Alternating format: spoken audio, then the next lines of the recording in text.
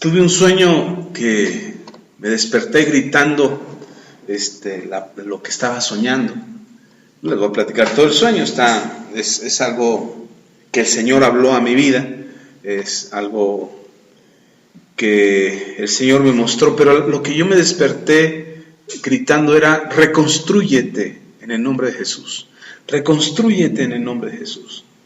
Estaba ordenando a alguien, no les platico todo el sueño, solamente esta última parte. Había ido a predicar a una iglesia, me habían invitado, un pastor de aquí de Valle de Chalco me había invitado a predicar a su iglesia, y las cosas no habían salido como yo pensé que iban a salir. De hecho, me salí de la iglesia medio decepcionado, medio triste, porque yo creí que Dios no me había respaldado. Pero resulta que cuando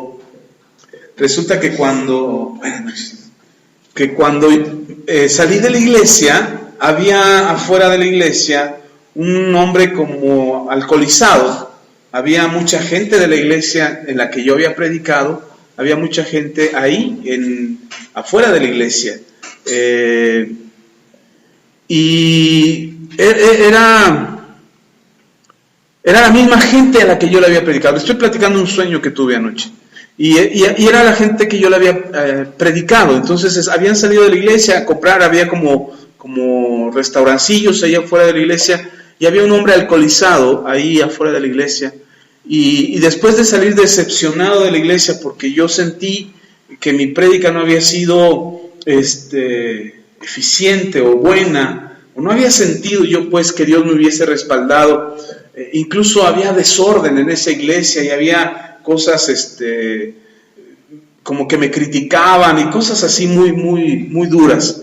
Y entonces yo salí de la iglesia decepcionado, y me encuentro que había varios hermanos a los que yo les había predicado fuera de la iglesia, y me los encuentro afuera comprando, comiendo. Y había una especie de esas nuevas cantinas que hay ahora, que son las de las micheladas, que son ahora en la vía pública, y estaban ahí afuera de la iglesia y estaban vendiendo, y había un hombre alcoholizado ahí. Los hermanos no estaban comprando ahí, por supuesto, pero estaba este hombre alcoholizado, y empezaba a gritarles a los hermanos de la iglesia, y les estaba gritando cosas como, no recuerdo todo, la verdad, les mentiría, pero les gritaba cosas como el alcoholismo es la solución, dejen de ser cristianos, no sean hipócritas, todos quieren tomar, bola de mentirosos. Y empezaba a gritarles, le decían: yo soy feliz, soy alcohólico pero soy feliz. Y empezaba a gritar ese hombre, y yo pasaba por ahí, me estaban esperando en el carro donde quienes me habían llevado, que eran unos amigos de la infancia, muy entrañables, que por cierto los acabo de ver en Morelos, y estaban esperándome. Ellos me habían llevado, ellos me habían dado el ray a la iglesia. No habían entrado a la iglesia, pero estaban en su carro esperándome, y me veían de lejos que yo ya venía saliendo, y yo los miraba, pero oía a este hombre que les gritaba a los hermanos. Entonces me enfurecía, me entraba como un celo santo, y yo volteaba y le decía: cállate, deja de mentirle a mi pueblo, dice el Señor, deja de engañar a mi pueblo, dice el Señor. Y el hombre se volteaba hacia mí y me iba a decir algo, y yo decía: destrúyete. Y el hombre se destruía, como polvo se hacía, y se esparcía el polvo ahí en el piso, y los hermanos se sorprendían y decían: ¿y qué, no? Y mis amigos también veían: y ahora, escóndete, no vaya a ser que también nos destruyas. Y se hacía polvo, y entonces los hermanos me empezaban a pelear conmigo, que por qué yo había hecho eso, que pobre hombre, que si no tenía el amor de Dios, y que por qué actuaba de esa manera, que era familiar de alguno de la iglesia, que quién sabe qué, y empezaban a recriminarme, y empezaban a reclamarme de que yo había dado esa orden, de que se destruyera, se había hecho polvo, como en las películas, así como se desmoronan, cuando alguien se desintegra, así se hacía polvo, y se esparcía el polvo, incluso el aire lo regaba. Pero entonces yo volteaba, y a donde estaba el montón más grande de ese hombre destruido, yo le decía: reconstrúyete en el nombre de Jesús. Y como en las películas, se empezaba a construir, y lo primero que veía que se construía eran los huesos. Y se hacía así como si cada parte se pegara. El polvito caminaba como si fueran hormigas hacia un hormiguero, pero el polvo se movía y todo se empezaba a pegar y se empezaba a construir otra vez. Y lo que empezaba a construirse eran los huesos. Y hasta los hermanos trataban de tocar el polvo y decían, no lo toquen, se está reconstruyendo. Y se empezaba a reconstruir y se reconstruía por completo, pero ya no era el mismo hombre. Bueno, sí era el mismo hombre, pero ya no estaba de la misma manera como había estado antes. Y en eso me desperté. Me quise volver a dormir, pero ya era hora de levantarse para ir a trabajar. Y cuando dije, y cuando me estaba despertando, cuando se estaba reconstruyendo, volví a decir, reconstrúyete en el nombre de Jesús, y me desperté porque lo dije en voz alta. Y entonces con eso me desperté, y entonces todo el día he andado con eso en mi cabeza de reconstrúyete, y le platicaba a mi esposa, y me dice mi esposa, pues tenemos que orar, porque si algo le está pasando al pueblo del Señor, es que están siendo fácilmente engañados con cosas que aparentan ser buenas, pero que no lo son, que están destruyendo al pueblo. Y lo malo es que cuando Dios obra, cuando Dios actúa, la gente no lo entiende. Entonces, estando en esta palabra durante todo el día, o con esta palabra durante todo el día, yo pensaba, Señor, bueno, ¿qué le está pasando a la iglesia? ¿Qué nos está pasando a nosotros? No me refiero a esta iglesia, me refiero a toda la iglesia de Cristo en todo el mundo.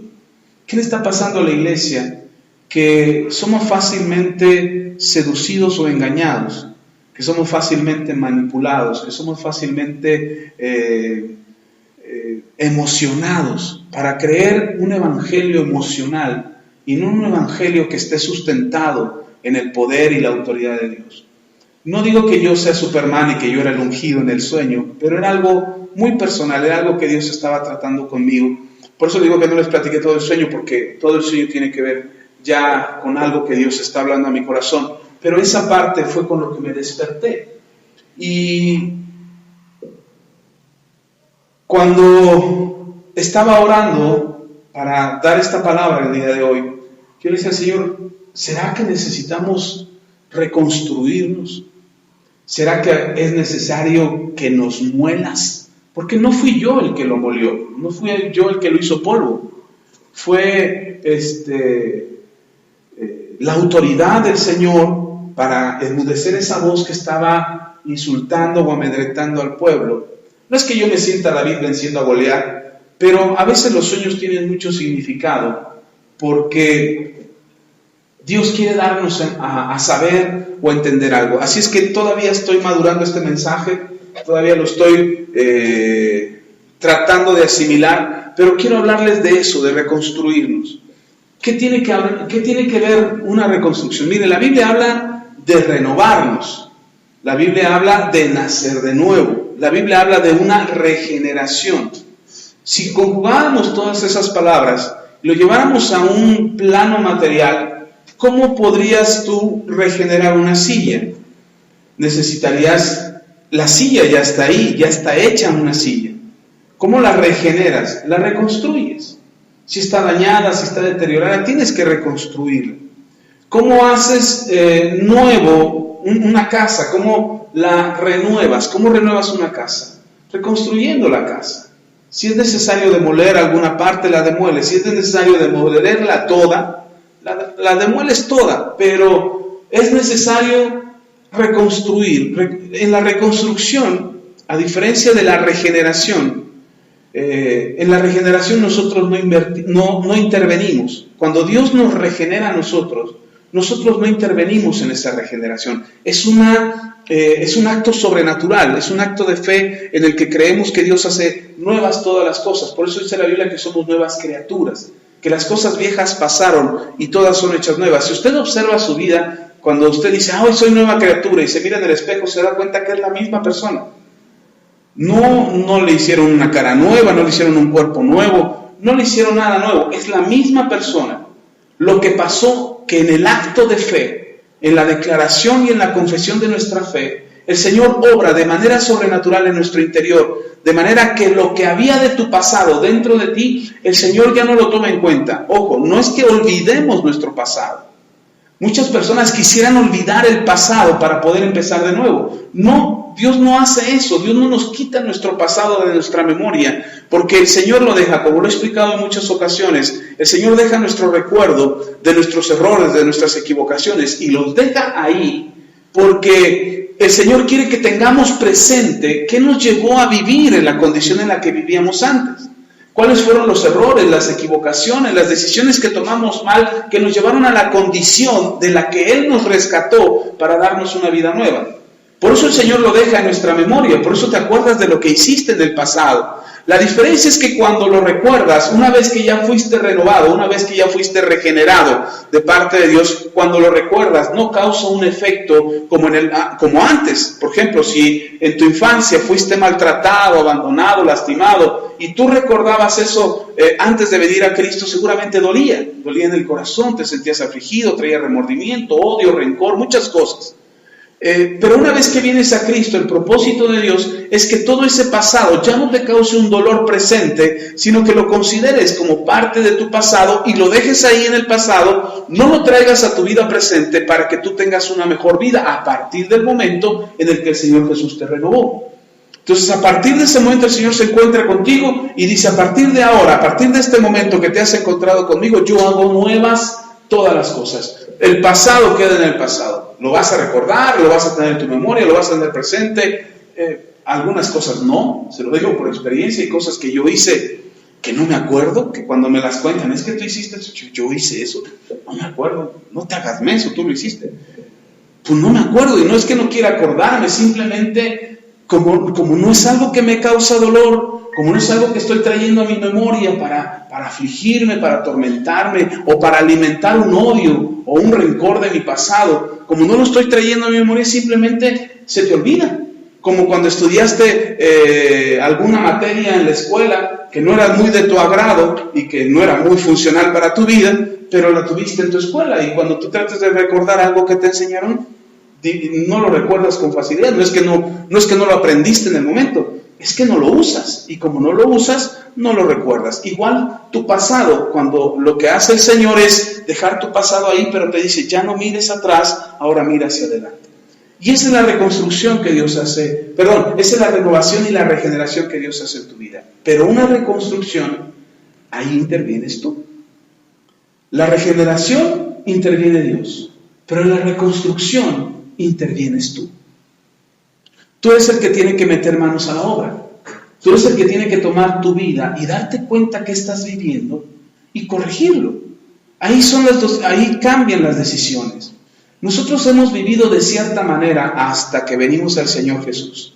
Cuando venimos al Señor Jesús procuramos, ese es el propósito de venir a Cristo, procuramos dejar nuestra vieja manera de vivir y empezar una nueva. Eso es lo que buscamos.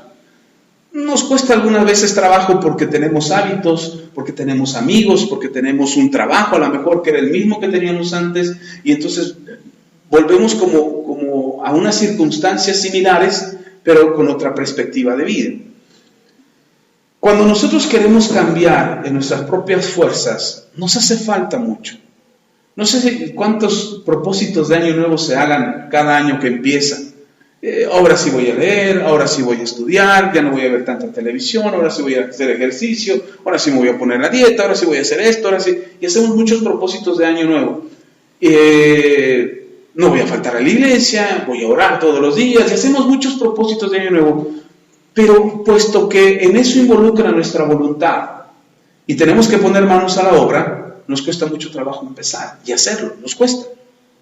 Incluso a lo mejor no en año nuevo, cuando se hacen los propósitos de año nuevo, a lo mejor no en año nuevo, a lo mejor en el transcurso del año, cuando tú te das cuenta que algo no está bien, a lo mejor tu economía, a lo mejor en tu trabajo, a lo mejor tu salud, algo no está bien, y tú dices: ahora sí, voy a corregir esto, voy a cambiar esto, voy a meter manos a la obra en esto. Y resulta que nos esforzamos, pero por más que nos esforzamos, a veces claudicamos, nos rendimos, desistimos.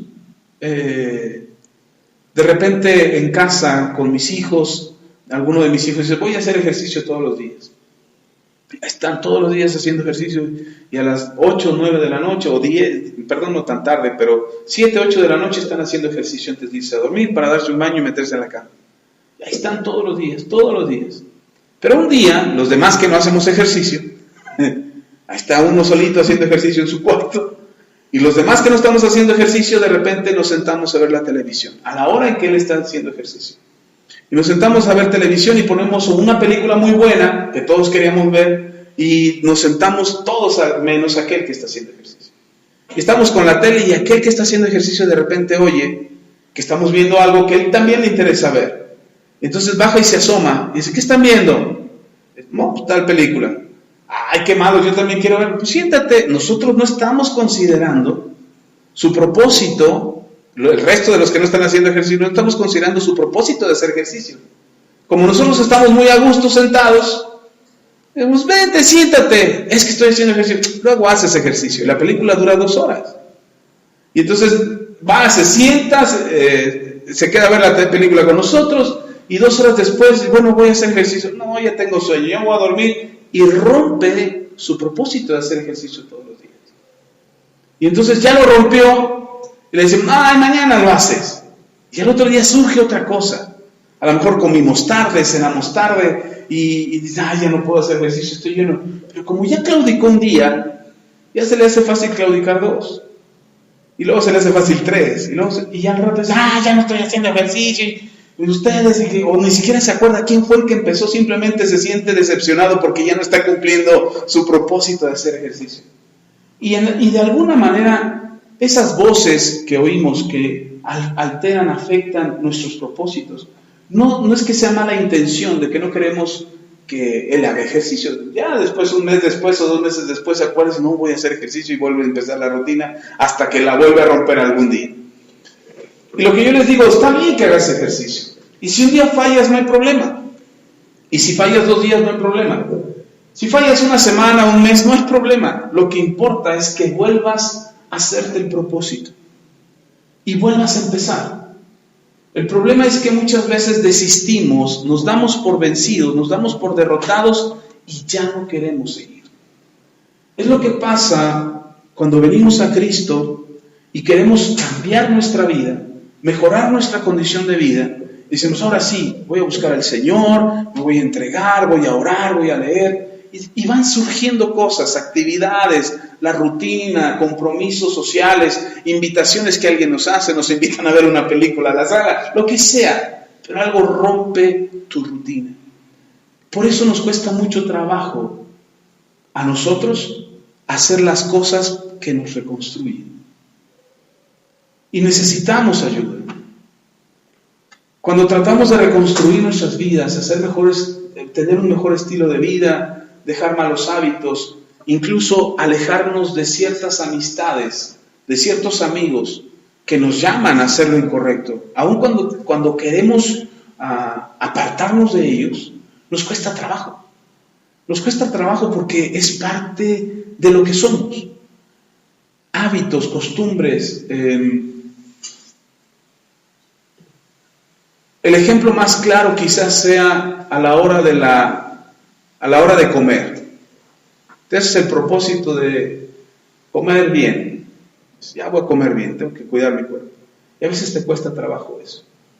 O a lo mejor otra cosa es dormir temprano. Dices, no, ya necesito dormir temprano y ahora sí me voy a dormir temprano. ¿Y cuál dormir temprano? Llega la hora de dormir y andas como trompo chillador, dando vueltas por todos lados porque no encuentras el modo de dormirte. O quieres hacerte el hábito de leer un libro y empiezas el libro bien emocionado y a mitad o a las primeras 3 hojas dejas de leerlo. Son cosas que necesitamos fuerza de voluntad, necesitamos implicar nuestra voluntad para ello. Pero déjeme decirle algo, venimos de una condición de vida donde nuestra fuerza de voluntad había sido vulnerada. Es decir, nuestra capacidad de decidir en las cuestiones importantes de la vida, porque tenemos fuerza de voluntad para muchas cosas, pero para las cosas que son determinantes nos cuesta trabajo. Y entonces venimos de una condición donde nuestra fuerza de voluntad estaba sometida quizás a la voluntad de otros, a la voluntad de una adicción, de un hábito, de un grupo social, de ciertos amigos. Venimos con esa fuerza de voluntad sujeta a ciertas condiciones. Entonces venimos a Cristo y el Señor te dice, tu voluntad es libre. Ahora elige como tú quieras vivir. Y el Señor espera que elijamos el bien. El Señor espera que elijamos lo correcto, pero el Señor no te va a obligar, ni te va a manipular, ni va a poner condiciones a tu comportamiento para que tú sientas la presión de parte de Dios que te tienes que conducir o que te tienes que comportar de cierta manera. Él no va a hacer eso, te va a dejar a que tú elijas libremente. Sin embargo, ahí es donde volvemos a los viejos hábitos. Porque no tenemos un plan. Ahora que soy libre, ¿qué? Ahora que tengo libertad para vivir una vida plena, ¿qué? ¿Qué hago con mi vida? Antes estaba sujeto a un vicio, antes estaba sujeto a unos amigos, antes estaba sujeto a una persona, antes estaba sujeto a un trabajo, antes estaba sujeto a algo que me ponía cierta rutina, ciertos hábitos, ciertos comportamientos, y entonces ahora que soy libre de todo eso, que el Señor me dice, tienes una vida nueva, decide ahora por dónde te quieres conducir, resulta que no sabemos qué hacer con nuestra vida. Es como aquel que trabajó toda su vida, desde 8, 10 horas diarias, y llega el tiempo de su jubilación, y cuando llega su jubilación dice, yo me quedo con mi tiempo. ¿Pero qué voy a hacer?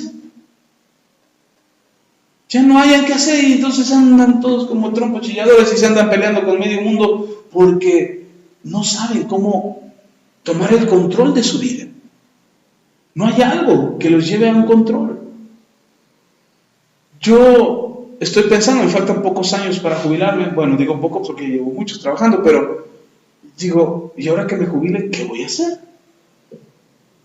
Y yo empecé a organizar mi tiempo desde ahorita. Me faltan como 10 años para jubilarme, pero yo empecé a organizar mi tiempo. Y ahora de tal a tal hora voy a hacer esto, de tal a tal hora voy a hacer esto. Voy a ocupar tiempo para escribir, voy a ocupar tiempo para leer, voy a ocupar tiempo para buscar al Señor, voy a buscar tiempo para estar en la iglesia de tal a tal hora.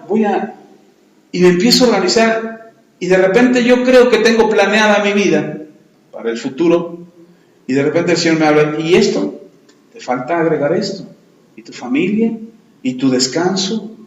Y yo digo, ahora que tenga tiempo voy a poder hacer ejercicio. Nada más digo, porque cuando tengo tiempo ni me acuerdo.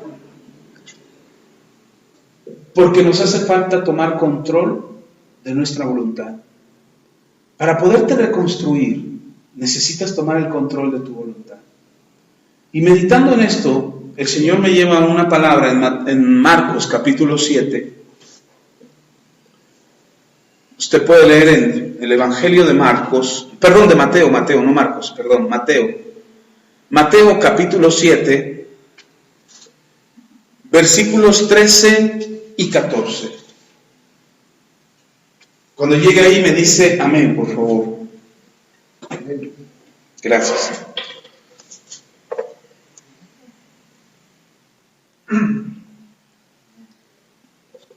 Gracias. Dice la Escritura, Mateo 7, versículos 13 y 14. Entrad por la puerta estrecha, porque ancha es la puerta y espacioso el camino que lleva a la perdición, y muchos son los que entran por ella. Porque estrecha es la puerta y angosto el camino que lleva a la vida, y pocos son los que la hallan. Este pasaje habla específicamente de la salvación, de la vida eterna. Y el Señor habla precisamente que aquella puerta que lleva a la vida eterna y a la salvación es una puerta angosta, que no es fácil de encontrar. Ahora, déjeme decirle algo respecto al contexto bíblico e histórico de los hebreos respecto a la puerta estrecha. La puerta cuando dice la puerta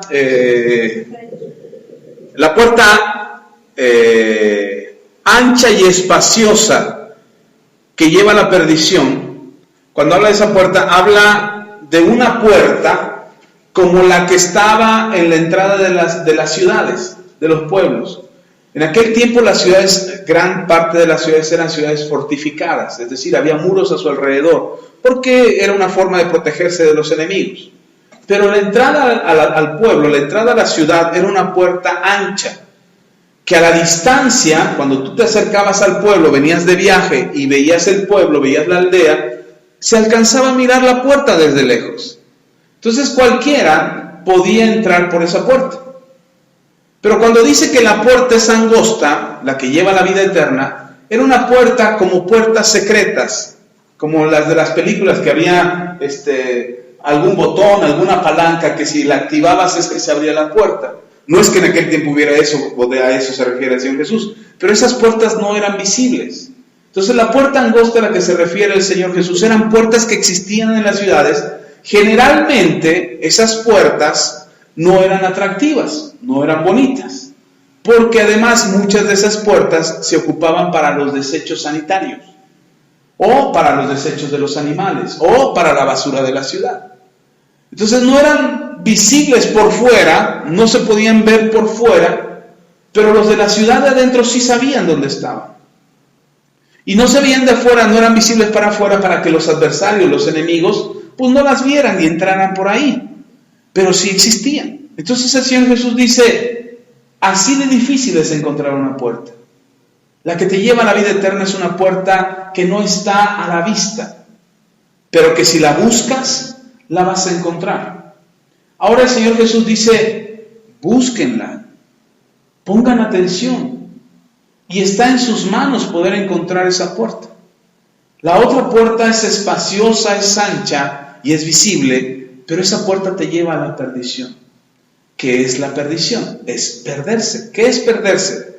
Que no haya sido encontrado por Dios. Que en el momento en que el Señor te llamó, te distrajiste, te perdiste y entraste por la puerta equivocada.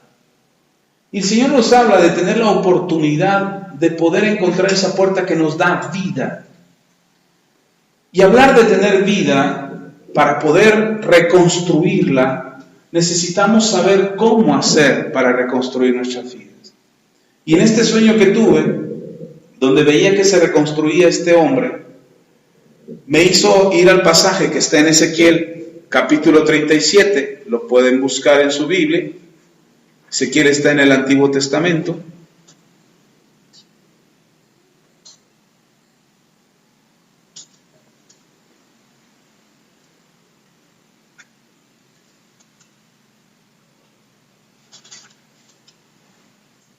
Vamos a leer un poco de texto de la Biblia. Dice el versículo 1, del versículo 1 en adelante, de Ezequiel 37. Versículo 1 en adelante.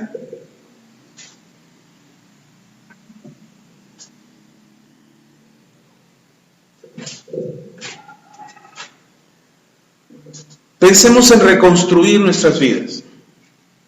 La regeneración es algo que Dios va a hacer. La renovación es algo que Dios va a hacer. El ser nuevas criaturas, Dios lo hace por ti, por medio de la fe. Pero reconstruirte es adquirir disciplinas, cambiar hábitos para mejorar tu condición de vida. Amén. Y en Ezequiel capítulo 37, versículo 1 en adelante, dice la palabra del Señor. La mano de Jehová, él es el profeta Ezequiel quien habla. Dice, la mano de Jehová vino sobre mí y me llevó en el espíritu de Jehová. Y me puso en medio de un valle que estaba lleno de huesos. Y me hizo pasar cerca de ellos por todo en derredor. Y de aquí que eran muchísimos sobre la faz del campo. Y por cierto, secos en gran manera. Es decir, ya no había carne en ellos, eran puro esqueleto. Versículo 3 dice, y me dijo, hijo de hombre, ¿vivirán estos huesos? Y dije, Señor Jehová, tú lo sabes. Me dijo entonces, profetiza sobre estos huesos y diles, huesos secos, oíd palabra de Jehová. Así ha dicho Jehová el Señor a estos huesos. He aquí, yo hago entrar espíritu en vosotros y viviréis. Y pondré tendones sobre vosotros y haré subir sobre vosotros carne y os cubriré de piel y pondré sobre vosotros espíritu y viviréis y sabréis que yo soy Jehová. Profeticé pues como me fue mandado y hubo un ruido mientras yo profetizaba y he aquí un temblor y los huesos se juntaron cada uno con su hueso y miré y he aquí tendones sobre de ellos y la carne subió y la piel cubrió por encima de ellos, pero no había en ellos espíritu. Versículo 9, y me dijo, profetiza al Espíritu, profetiza, hijo de hombre, y di al Espíritu, así ha dicho Jehová el Señor, Espíritu, ven de los cuatro vientos y sopla sobre estos muertos y vivirán. Y profeticé como me había mandado, y entró espíritu en ellos y vivieron, y estuvieron sobre sus pies, un ejército grande en extremo. Me dijo luego, hijo de hombre, todos estos huesos son la casa de Israel. He aquí, ellos dicen, nuestros huesos se secaron y pereció nuestra esperanza, y somos del todo destruidos. Por tanto, profetiza y diles, así ha dicho Jehová el Señor, he aquí yo abro vuestros sepulcros, pueblo mío, y os haré subir de vuestras sepulturas, y os traeré a la tierra de Israel. Y sabréis que yo soy Jehová, cuando abra vuestros sepulcros, y os saque de vuestras sepulturas, pueblo mío. Y pondré mi espíritu en vosotros, y viviréis, y os haré reposar sobre vuestra tierra, y sabréis que yo Jehová hablé, y yo lo hice, dice Jehová. Este pasaje, yo creo que de aquí se inspiraron muchos productores de Hollywood y muchos directores para hacer esta escena de cuando se reconstruyen los cuerpos. Pero este pasaje tiene muchos sentidos. Nosotros pudiéramos pensar que es algo meramente espiritual, pero tiene sentido. Incluso podríamos pensar que solamente es para la casa de Israel. Pero tiene sentido para nosotros porque nosotros somos el pueblo de Dios. No es que Dios haya desechado a Israel, ya lo platicábamos el domingo. Dios sigue esperando que Israel reaccione ante el llamado de Dios. Pero nosotros somos el pueblo de Israel y estamos adoptados por nuestro Dios para formar parte de su pueblo. ¿Y qué pasa si nosotros nos sentimos como huesos secos? ¿Cómo sería nuestro sentir si estuviéramos como huesos secos? En este contexto de lo que dice el profeta Ezequiel. Dice que el pueblo de Israel se sentía como hueso seco porque habían perdido la esperanza.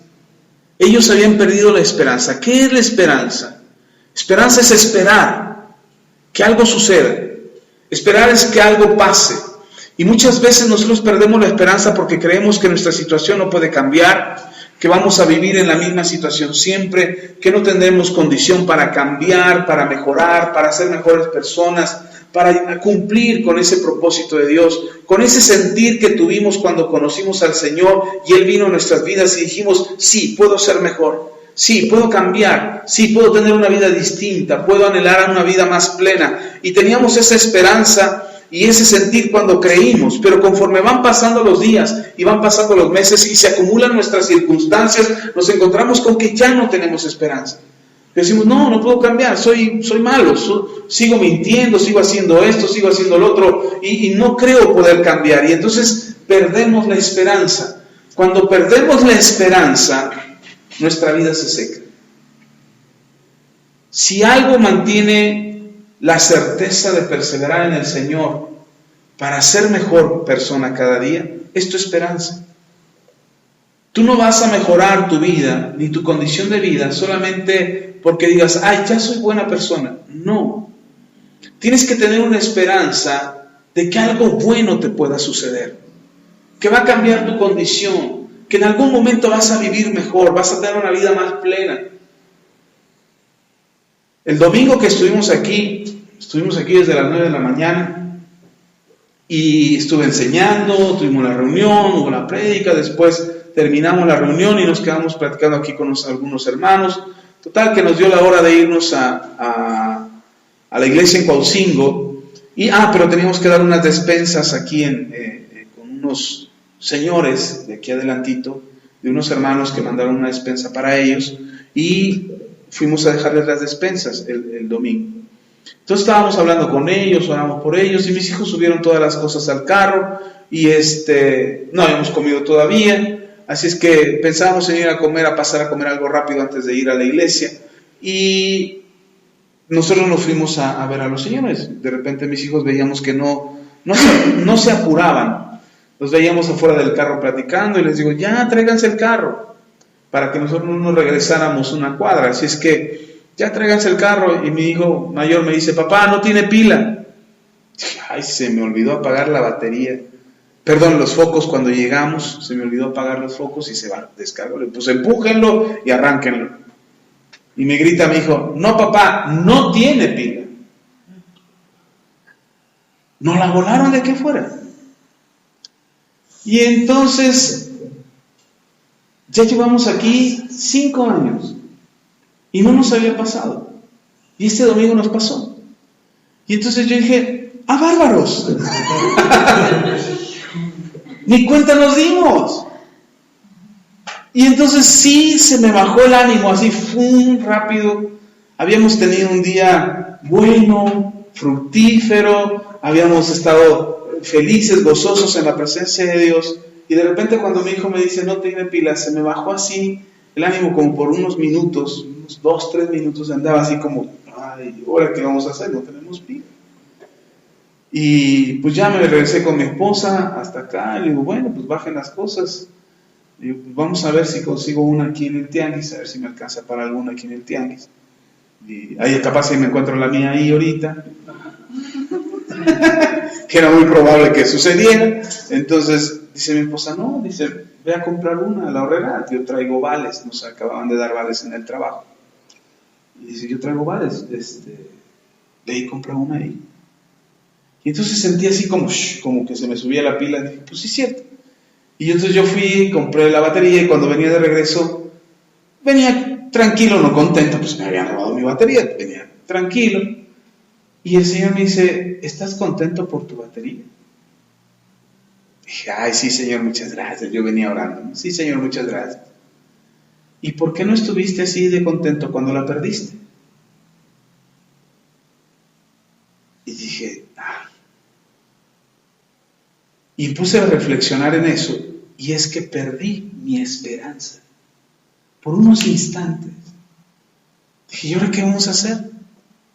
¿Cómo vamos a resolver esto? Yo lo que pensé, dije, ojalá haya una batería de 200 pesos para que me mueva, por lo menos el día de hoy, salir de aquí, ir a la otra iglesia. Teníamos que ir a la otra iglesia, porque allá también se abrió otro grupo del seminario de entrenamiento ministerial, y dije, tenemos que cumplir allá, no podemos quedar mal, y yo estaba allá. Por eso se me agolpó mis circunstancias, y me hizo mirar en una esperanza. No es que supiera yo que mi esposa traía los vales, o que yo me acordara de los vales. La verdad no, yo pensé de cuánto traigo, cuánto me puede dar mi esposa. Pues completo para una de 300, de 500, a lo mejor completamos. Podemos hacerlo, pero no tenía confianza, no tenía la certeza de que pudiéramos hacerlo. Por eso se me bajó mi esperanza. Me sentí decepcionado, dije, ingratos. Ahora ningún vecino está, todo el tiempo están ahí afuera. Ahí están siempre jugando y divirtiéndose, y ahora no hubo nadie. Nadie estuvo ahí. Dije, oh, ¡qué barbaridad! Entonces fue así como perder mi esperanza por unos minutos. Y cuando mi esposa me dice, tengo para comprar una, dije, hasta nueva va a estar en el carro. Y fue así como recuperar la esperanza. Y el Señor me hacía pensar que no es lo que tengo lo que me debe de dar esperanza. No es lo que logro, no es lo que hago, lo que me tiene que dar una esperanza. Tengo que mantener una esperanza constante, no importa cuál sean mis circunstancias. Yo no digo que el que me robaran la batería era una lección que Dios quería darme, no. Pero el Señor, por eso dice la Escritura, que a los que aman a Dios, todas las cosas cooperan para bien. ¿En qué cooperó para bien en mi vida? ¿En comprar una nueva? No. En aprender la lección de que mi esperanza no está en lo que tengo. Porque cuando no tengo, se va la esperanza. Mi esperanza no está en lo que hice para el Señor, estar aquí predicando desde las 9 de la mañana, 2 horas, y luego la alabanza, y luego otras 2 horas de enseñanza, y terminar, y ¡ay, qué bonito trabajo que hicimos! La presencia de Dios, la enseñanza, la palabra fluyó. Tampoco es en lo que hago. Porque cuando me enteré que ya no tenía la batería, lo que hice no sirvió de nada. Eso tampoco me da una esperanza. Entonces, ¿qué me da una esperanza? Que aunque yo estuviera muerto, que aunque yo no tuviera nada, que fuera puro hueso, el Señor puede darme vida. Eso es lo que alimenta mi esperanza. ¿Cómo te reconstruyes, hermano? ¿Cómo puedes creer que si no cumpliste con la dieta que te propusiste el 1 de enero, dices, ahora sí voy a estar a dieta este año, y para nada más que pasen las roscas, dices, después de las roscas me pongo a dieta, y luego viene el 14 de febrero, después del 14 de febrero, luego viene tu cumpleaños, después del cumpleaños, y así te la llevas todo el año hasta que otra vez vuelves a empezar, y ahora sí voy a empezar. ¿Por qué perdemos el ánimo de perseverar y ser mejores? ¿Por qué perdemos el ánimo de seguir un propósito, un plan, un proyecto de vida? ¿Por qué perdemos la esperanza?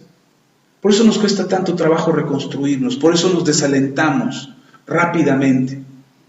Por eso perdemos el ánimo de continuar por un cambio, por mejorar nuestra relación de pareja, nuestra relación con los hijos, nuestra situación económica. Nos desesperamos porque vemos que no cambia nada. Y como no cambia nada, decimos, ¿para qué le sigo? Soy un fracaso, no puedo, no me salen las cosas, siempre me equivoco. Y ese domingo, precisamente como llegamos temprano, no había carros de los del tianguis. Entonces dije, por si algún hermano viene en carro, aventé el carro más para allá. Y entonces el cofre quedó de aquel lado, pegadito a otro carro, y eso fue como la lotería para los que se encontraron la batería. Llegamos muy motivados el domingo, y cuando me dice mi hijo de la batería, se me fue todo el ánimo con el que llegamos. Y entonces yo pensaba en esto, que cómo nos cuesta trabajo reconstruirnos, ser mejores esposos, ser mejores hijos, ser mejores padres, ser un mejor matrimonio, tener mejor economía. ¿Por qué nos desalentamos y decimos, esto no va a cambiar? Esto no va a suceder, porque perdemos la esperanza. Hemos sido tan defraudados, tan engañados tantas veces, tan decepcionados tantas veces, que ya creemos que no pueda pasar. Y creemos que Dios no nos va a ayudar. Creemos que Dios no nos va a levantar, que no va a cambiar nuestra situación. Y decimos, no, ¿ya para qué le sigo? ¿Ya para qué busco al Señor? Mira, llevamos tanto tiempo buscando a Dios y la situación no cambia. ¿Ya para qué me acerco a Dios? Es igual, todas las religiones son lo mismo, todo siempre pasa igual, no hay un cambio. Ese es el propósito de nuestras circunstancias, hacernos perder toda esperanza. Por eso me encanta este pasaje, porque lo que vio el profeta, ¿qué era? Cuando llegó a ese lugar, puros huesos. Y aclara el profeta, y eran huesos secos en gran manera. O sea, no había nada pegado. No había forma de tener una esperanza. No había forma de creer que algo pudiera pasar. Por eso el Señor le pregunta al profeta, ¿crees que estos huesos se puedan levantar? Y el profeta, muy inteligentemente, dice, no sé. Bueno, ni siquiera no le dice, no sé. Dice, tú lo sabes, Señor. Es decir, si algo puedes hacer tú, Señor, aunque yo vea huesos secos, tú ves otra cosa. Aunque tú ves a una persona destruida, en ruinas, acabada, pecadora, perversa, y a lo mejor yo veo a alguien y digo, oye, este no se compone ni con chochos. Pero el Señor está viendo otra cosa. Él está viendo otra cosa. Y el Señor quiere que miremos con sus ojos que nos van a dar esperanza de saber. A lo mejor nosotros no sabemos si Dios pueda mejorar nuestra condición. Yo no lo sé. Si alguien me preguntara y me dijera, pastor, ¿y usted cree que va a cambiar su situación económica? Yo le diría, el Señor lo sabe. Porque la condición del profeta es decirle a Dios, igual y los levantas, Señor. Igual lo levantas y me sorprendes, ¿no? Y veo algo extraordinario y algo que no me pudiera imaginar que pudiera suceder con unos huesos secos. A lo mejor me sorprendes, pero igual y no lo levantas. No entiendo por qué estoy aquí en el medio de estos huesos secos. No entiendo por qué estas son mis circunstancias ahora. No sé por qué estoy viviendo esto, pero igual y cambia, igual y no cambia. Pero mi esperanza está puesta en ti. que lo que tú hagas estará bien para mí. Esa es la confianza que debería de producir en nosotros la esperanza para poder reconstruirnos, para poder decir, sí va a cambiar mi situación. Va a cambiar. ¿Cuándo? No lo sé, pero va a cambiar. ¿Por qué estás tan seguro? Seguramente le vas a Morena y votaste por ellos, por eso crees que va a cambiar todo. No, mi confianza está en Dios. Si Él cambia mis circunstancias, bendito sea Dios. Si no cambia mis circunstancias, bendito sea Dios. Porque no sé lo que Dios quiere hacer conmigo. La verdad no lo alcanzo a entender. Tengo una ligera idea. Pero ver que Dios puede ponerle huesos a los huesos, que puede juntar hueso con hueso, porque decía, dice el pasaje que leímos, dice, cada hueso se juntaba con su hueso. ¿Cuántos huesos habría en ese valle? Muchos. Dice que se levantó un ejército enorme, grande. Entonces había muchísimos huesos. Imagínense que el hueso, el peroné de un esqueleto estaba por el otro lado. Yo imagino al profeta cuando llegó y empezó a patear huesos. Todos se revolvieron, no es cierto, no hizo eso. Pero aun cuando los huesos estuvieran dispersos, cada hueso se puso donde correspondía. Y después se pusieron los tendones. Y después se puso la carne. Y después se puso la piel. Y dice, y estaban de pie. Pero no tenían vida. No había vida en ellos. No había espíritu. El espíritu es el que nos da la vida. Dice, no había espíritu en ellos. Es decir, eran como maniquís. O maniquíes, como se dice en plural. Y estaban ahí, quietecitos, bien bonitos, formaditos todos. Pero ya.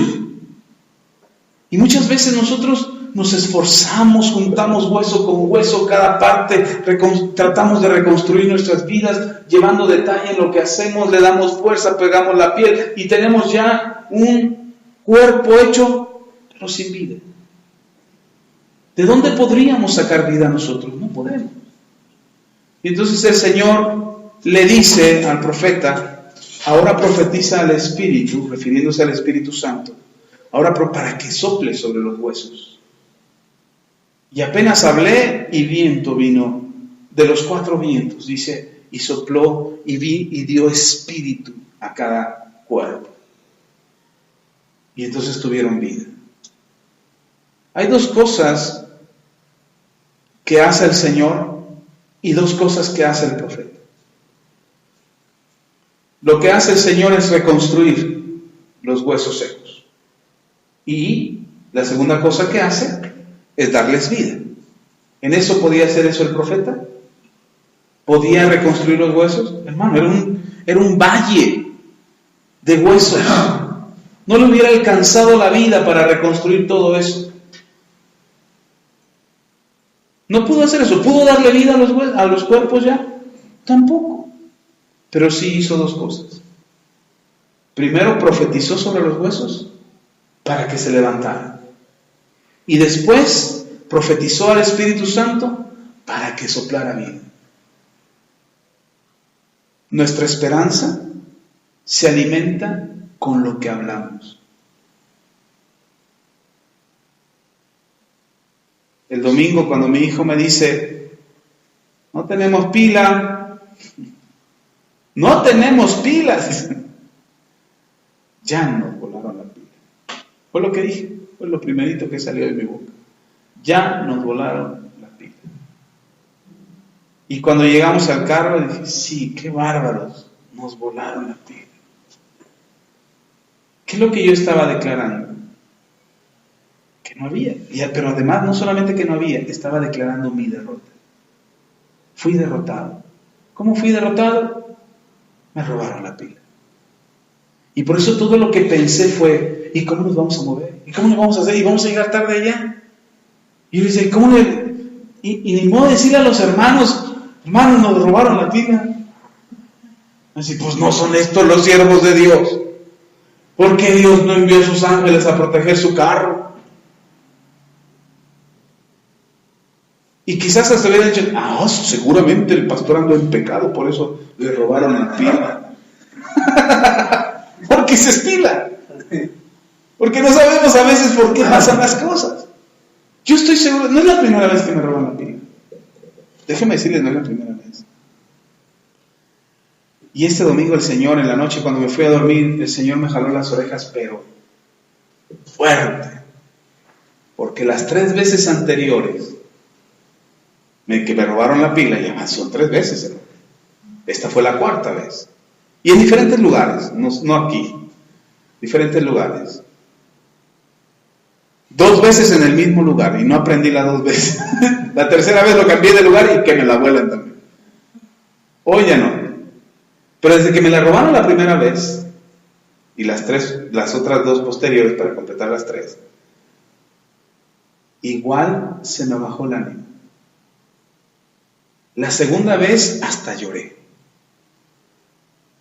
Es que no puede ser, porque no teníamos dinero, porque el carro estaba en Chalco, ¿cómo me iba a mover? Entonces estaba así, desesperado, ¿y ahora qué voy a hacer? Y la histeria se apoderó de mí. Y entonces me enojé, y me frustré, y me desesperancé. Las 3 veces, hermano. Me recuperé, por supuesto. Y después hasta chistes hice de eso. Pero esta 4ª vez me volvió a pasar. Me volvió a suceder. Me la volaron y me volví a bajar el ánimo. Claro, me duró menos que aquellas veces porque esta vez ni lloré. Pero esa vez me duraron unos minutos, 3-4 minutos mi desesperanza. Hasta mi esposa me puso la mano en la espalda como diciendo, no vayas a chillar.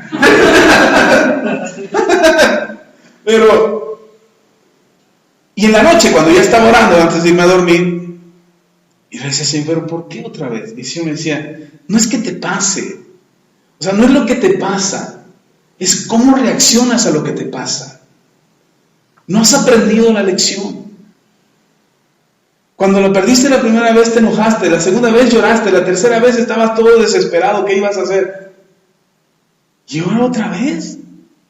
Te duró poco el desánimo porque tu esposa te dijo que tenía para la otra, pero ¿y si no, cuánto te hubiera durado? Y dije, es verdad. Es verdad. ¿Cómo reaccionamos a lo que nos pasa? ¿Qué es lo que sale de nuestra boca cuando vemos huesos secos? No, ahora sí de esta no nos levantamos. No, ahora sí, ¿quién podrá defendernos? ¿Cómo vamos a salir de esto? Ahora sí de esta enfermedad, sí, quién sabe si me levante. ¿Y cómo vamos a llevar esto? ¿Y qué van a decir de nosotros los demás? Hermano, ¿qué sale de nuestra boca cuando vemos huesos secos? Ahora, esto de la batería, para mí fue una lección. No digo que el Señor me mandó esta lección. El Señor aprovechó una ventaja que el diablo quiso tomar y el Señor lo aprovechó para darme una lección. Y yo le pido a Dios con todo mi corazón que cuando pase algo, yo tenga la fortaleza y la seguridad de que Él está conmigo. Para que la esperanza no se desaparezca. Que en el momento en que me entere de algo yo diga, Señor, tú puedes levantar huesos secos. Y puedes darle vida a esos huesos secos. Yo no. Yo lo único que puedo hacer es hablar. Hablar lo correcto. Hablar algo que está sustentado en mi esperanza. Creer, si mis hijos están metidos en algún apuro, yo pueda declarar, mi hijo saldrá. Si yo estoy metido en una dificultad, yo puedo declarar, Señor, tú me sacas de esto. A lo mejor yo mismo me metí, pero puedo confiar, puedo tener la esperanza que Dios tiene misericordia de mí y me va a levantar y me va a sacar y me va a ayudar. El diablo se aprovecha cuando perdemos la esperanza para decirnos, Dios no te va a usar a ti, ¿cómo crees? Dios no te va a usar a ti. Hermano, entre todas las cosas que pensé el domingo, después de haber tenido un día de enseñanzas y de la presencia de Dios aquí en la iglesia, después de tener ese día, decir, Señor, tú estuviste, qué bonito mensaje, que la enseñanza, los hermanos estaban, todos llegaron los que se anotaron, hasta 2 más tuvimos. Dije, estuvo bueno, Señor, gracias por el respaldo. Me sentía satisfecho, hermano. El Señor está con nosotros. Primer trancazo y... Por eso hoy me desperté diciendo, reconstrúyete en el nombre de Jesús. ¿Qué es lo que sale de mi boca? ¿Qué es lo que sale de tu boca? En medio de una circunstancia, en medio de una situación difícil. ¿Qué sale de tu boca? Ya estamos hablando. Nos va a ir de la patada. ¿Qué vamos a hacer? No tenemos dinero. ¿Qué vamos a comer? Mire, la palabra, la frasecita ¿y qué vamos a comer? Antes era literal, porque no teníamos para comer. Y me decía mi esposa, ¿y mañana qué vamos a comer? Y el Señor me pregunta, mujer, porque no tengo la menor idea qué vamos a comer mañana. Dale gracias a Dios que ya comimos hoy. Aunque haya sido frijoles, lo que sea, pero comimos. Ahora la pregunta de qué vamos a comer es porque somos flojos para pensar, no porque no tengamos para comer. Entonces, ¿y ahora qué vamos a comer? No sé, ¿y tú qué? No, pues yo tampoco, estamos flojos. O flojos para hacerlo. Está el refrigerador atiborrado de verdura o de cosas ahí. No, verdura otra vez, ¿qué es lo que unos tacos? Vamos por tacos. Cambió el sentido de la pregunta. Antes era porque no teníamos para comer. Ahora tenemos para comer, pero nos da flojera hacerlo. Pero el asunto es que son las mismas palabras. En circunstancias distintas, pero las mismas palabras. Yo puedo haber dicho, híjole, me volaron la batería. Otra vez. Eran las mismas palabras. Y desde la primera vez que me volaron la batería, dije, le voy a poner una cadena a este. Porque los uros son fáciles de abrir. Y ya vi cómo los abren bien de bola. Y luego que el mío está rota la parrilla, pues más. Cabe bien la mano y rápido cabe. Y desde que me lo volaron la primera vez dije, voy a ponerle una cadena. A que no me lo haga. Me la robaron 1, 2, 3 veces. 4 veces me robaron la batería y no le he puesto la cadena. No le había puesto la cadena. Hoy en la mañana tenía que pasar a Chalco a hacer un trabajo. Le hablo a mi jefe y le digo, no, mejor me voy a mi unidad. Dice, ¿por qué no pasas de una vez? Ya andas en Chalco. Digo, no, porque ya me borraron mi batería. Hasta que no le ponga la cadena no me vuelvo a parar en un lugar donde no tenga la confianza para guardarla. Y hace rato paso a una ferretería y que compro la cadena y que compro un candado y ya se lo puse. Además pensando que iba a estar aquí afuera. Dije, capaz que regrese el ladrón a ver si otra vez está el carro. Al cabo ya le encontró cómo abrirlo. Y le puse la cadena y dije, Señor, cuánta negligencia hay. ¿Cómo nosotros mismos provocamos que el diablo quiera sacar ventaja de nosotros? Y así es el diablo. Él no sabe lo que tú estás pensando. Él no sabe lo que tú sientes. Él no sabe lo que tú crees, lo que hay en tu corazón. Él no sabe lo que hiciste, no literalmente. Puede saberlo de alguna manera porque quizás te involucraste en algo. Pero trata de pegar para que pierdas toda esperanza. Eso es lo que trata de hacer. Hermano, no te desesperances. No pierdas la esperanza. Ten una esperanza constante. No importa lo que suceda, que lo que salga de tu boca sea, esto pasará. Esto va a cambiar. Va a mejorar mi situación. Oye, pero no tienes ni un peso. No te estoy diciendo lo que estoy viviendo ahorita, te estoy diciendo lo que voy a vivir, porque mi esperanza es que eso mejore.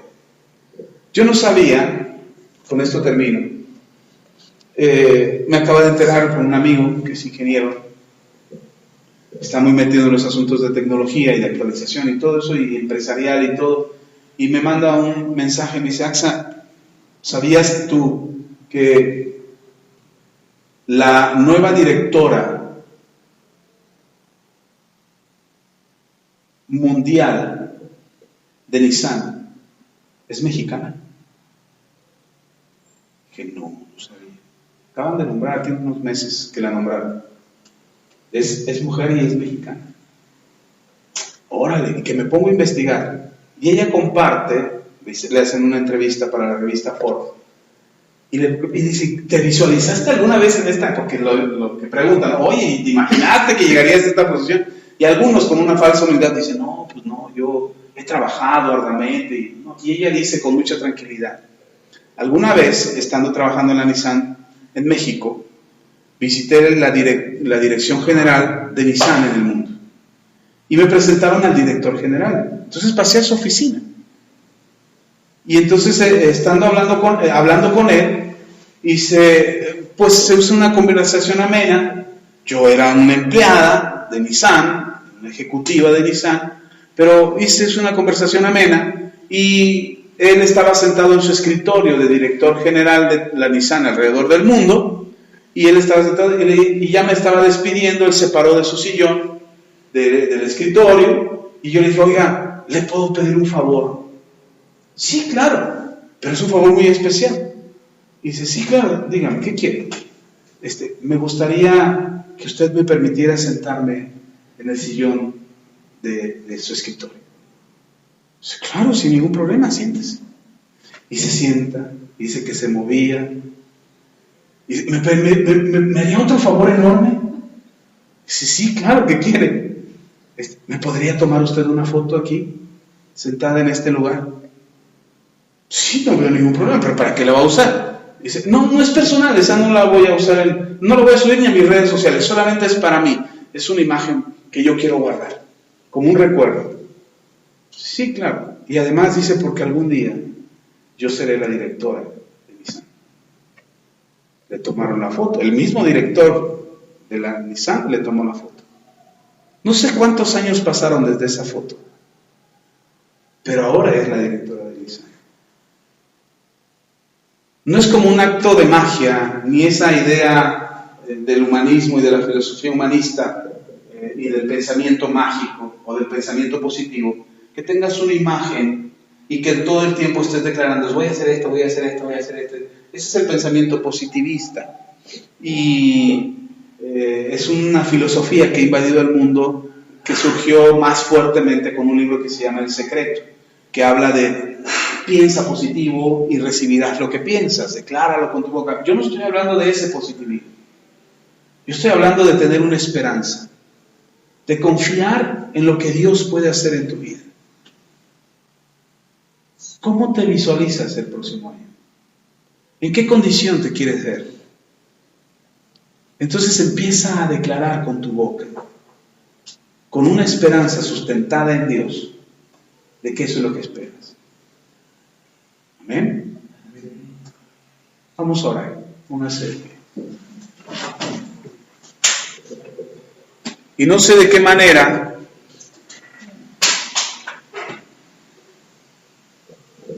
usted quiera verse.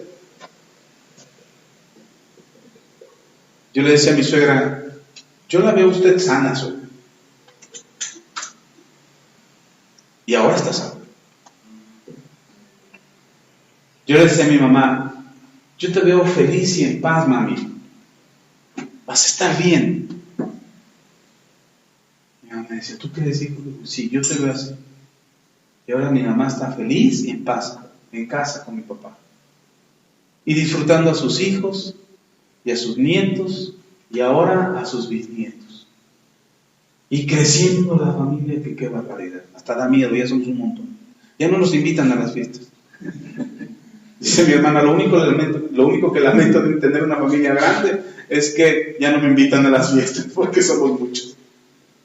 Pero, dice mi otra hermana, pero por eso nosotros hacemos nuestras propias fiestas.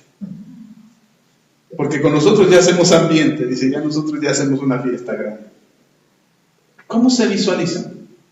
¿Cómo se ven? El próximo año. Y no digo que piensen positivo, ni que declaren positivismo. No. Tengan esperanza. Porque aun cuando sean huesos secos, el Señor puede reconstruirlo. Pero si el profeta no hubiera hablado, si el profeta no hubiera dicho nada, ¿se hubiera reconstruido los huesos? Si el profeta no hubiera hablado, ¿hubiera venido espíritu de vida sobre ellos? No. Es lo que hablas. Que el diablo no te tome por las palabras. Mejor dale la cara con tus palabras.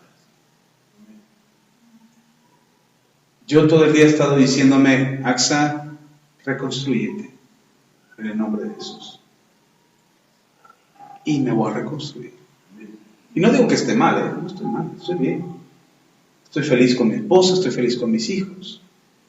Tengo un trabajo estable, tengo un ministerio, estamos haciendo una labor importante. Subo mis mensajes a YouTube, le llego hasta China luego, que los oyen en China. Así es que estoy haciendo una labor, no estamos mal, pero hay cosas que quiero alcanzar, hay cosas que quiero lograr, pero para eso tengo que abrir mi boca. Amén. Vamos a orar. Padre, gracias Señor por tu palabra, por lo que hoy nos has hablado. Yo creo con todo mi corazón que tienes algo bueno y extraordinario para nosotros. Bendice a tu iglesia, llénales de tu poder, de tu unción y de tu favor, y que puedan encontrar, Señor, en ti la bendición, la fortaleza para nutrirse, para llenarse, para alcanzar vida plena, pero sobre todo, Señor, para que puedan reconstruir su vida en medio de toda circunstancia.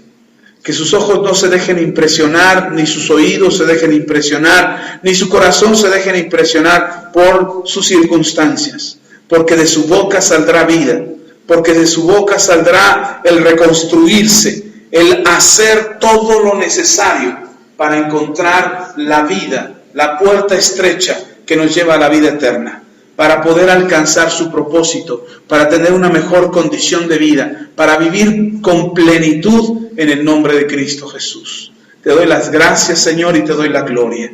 Bendito seas por siempre, bendito seas, Señor, todos los días en nuestras vidas seas glorificado. Amén y amén.